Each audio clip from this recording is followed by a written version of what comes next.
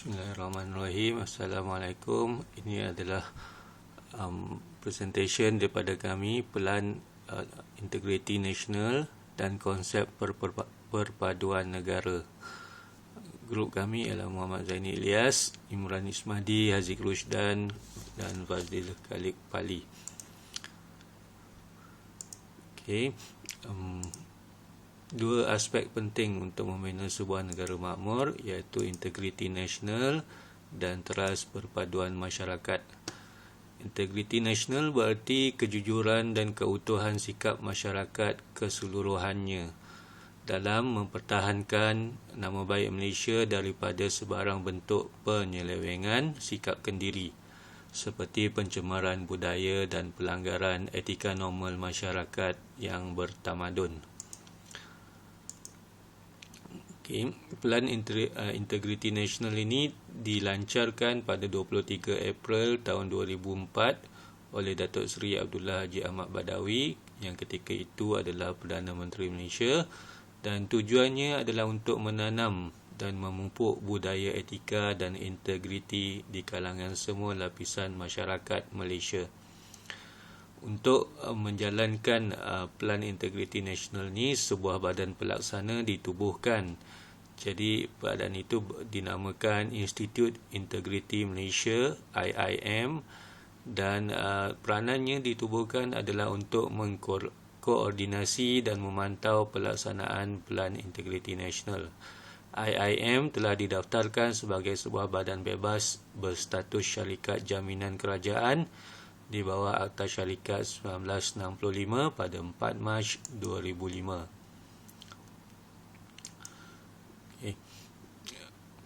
Seterusnya, apakah sasaran Pelan Integriti Nasional?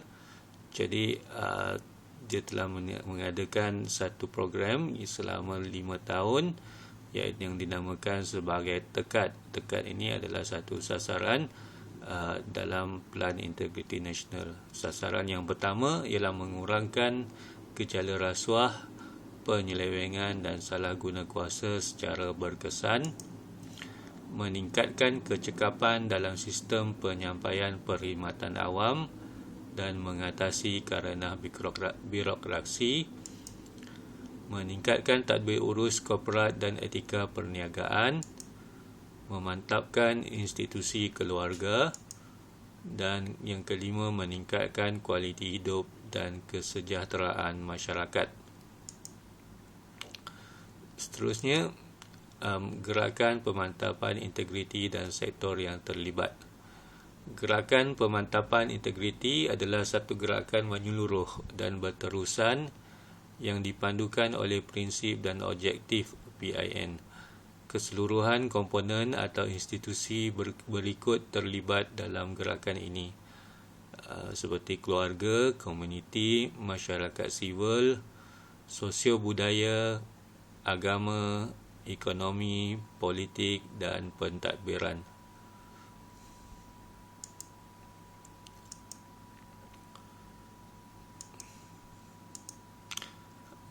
Bagaimana Pelan Integriti Nasional dilaksanakan? Berikut ialah mekanismenya. Yang pertama, dia dilakukan di dalam sektor awam, dan mekanisme yang menjalankannya adalah Jawatan Kuasa Keutuhan Pengurusan JKP. Dalam sektor swasta, Suruhanjaya Syarikat Malaysia SSM, Suruhanjaya Security dan Bank Negara Malaysia. Komponen-komponen lain, keluarga, komuniti, sosio budaya, terdapat pelbagai agensi dan badan bukan kerajaan yang bertindak, dan di kalangan pelajar, belia dan wanita, Majlis Perwakilan Pelajar Kebangsaan, Majlis Perundingan Belia Kebangsaan dan Majlis Kebangsaan Pertubuhan Wanita Malaysia NCWO. Di kalangan pekerja pula, kita ada QPEX, iaitu Kongres Kesatuan Pekerja-Pekerja di dalam Perkhidmatan Awam, dan MTUC, Kongres Kesatuan Sekerja Malaysia. Semua mekanisme ini bertujuan adalah untuk melaksanakan Pelan Integriti Nasional supaya sikap integriti itu dapat diterapkan dalam semua komponen-komponen yang ada di dalam sesebuah negara. Untuk melaksanakan PIN, strateginya adalah seperti berikut.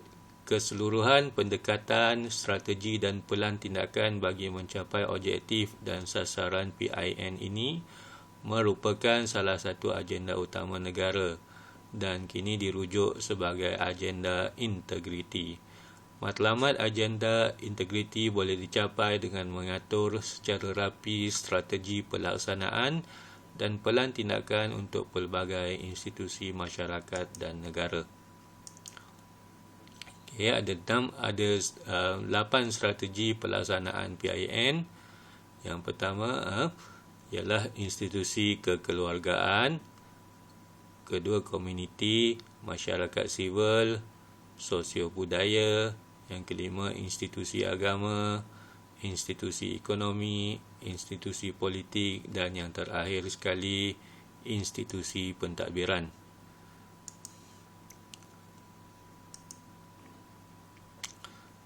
Berikut ialah teras-teras perpaduan. TTP ialah satu agenda pembelaan budaya dan amalan semua rakyat Malaysia supaya nasib semua kaum akan terbela dan tiada mana-mana pihak yang akan dipinggirkan.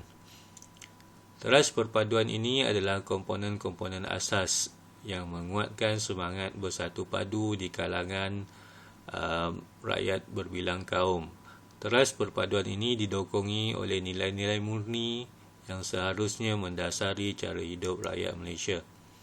TTP diasaskan di bawah konsep Satu Malaysia yang merupakan satu kesinambungan kepada wawasan 2020 untuk menjadikan Malaysia sebagai negara maju menjelang tahun 2020. Demi mencapai perpaduan, 3 aspek penting ditekankan oleh kerajaan, iaitu aspek pertama, 3 teras-teras perpaduan, aspek kedua, 4 nilai-nilai murni dan aspek ketiga, 8 nilai-nilai aspirasi.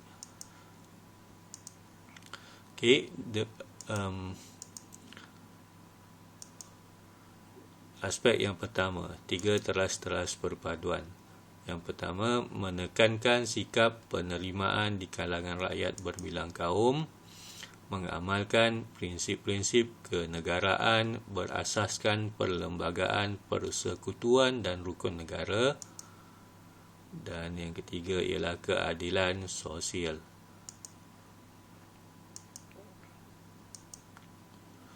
Aspek kedua, 4 nilai-nilai murni. Yang pertama, hormat menghormati, rendah hati, kesederhanaan, dan yang keempat, berbudi bahasa.